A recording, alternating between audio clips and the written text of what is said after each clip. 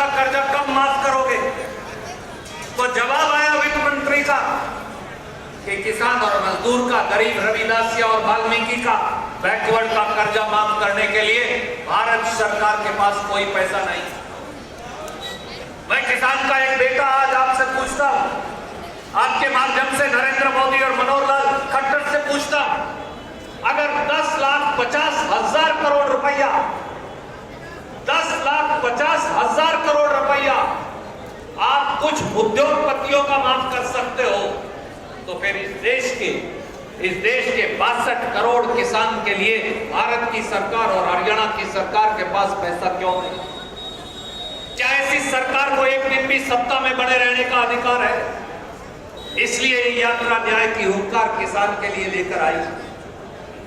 हरियाणा का नौजवान हजारों की संख्या में, राजन मुझे कह रहे थे भाई साहब सबसे ज्यादा नौजवान इस सभा में, मैं सहमत हूं। हजारों की संख्या में यहां नौजवान मौजूद हैं। मेरे छोटे भाइयों, मैं आपसे पूछता हूं, क्या हरियाणा के बेटे और बेटी लायक नहीं? हमारे बच्चों में शिक्षा नहीं?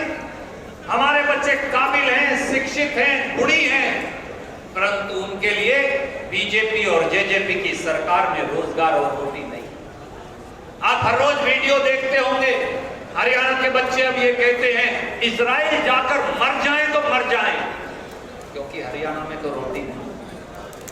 सरसा शहर के अंदर ही 500 आइलेट्स के सेंटर खुल गए, 500, इसलिए कि हर बच्चा आधा आधा किल्ला डबड़ी जो जमीन की आती है वो बेचकर बाहर जाना चाहता है।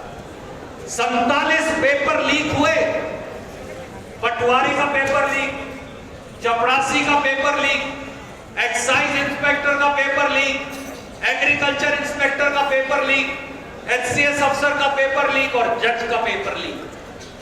पिछले 9.5 साल में 47 पेपर लीक हुए।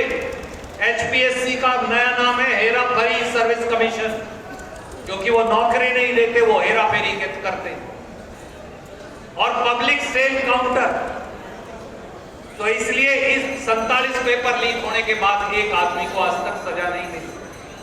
शैलजा जी कांग्रेस पार्टी की प्रदेश की अध्यक्ष थी। याद करिए, इन्होंने हम सब ने हरियाणा पब्लिक सर्विस कमीशन को घेरा, क्योंकि करोड़ों रुपए की अटैचियां जो आपके बच्चों को रोजगार मिलना चाहिए था, उनको बेच रहे थे। खट्टर साहब की सरकार, एचपीएससी के अंदर करोड़ों रुपए की अटैचियां पकड़ी गई। मैं आज आपसे पूछता हूं, खट्टर साहब 9.5 साल में एक आदमी को सजा मिली? 9.5 साल में एक आदमी जेल में गया?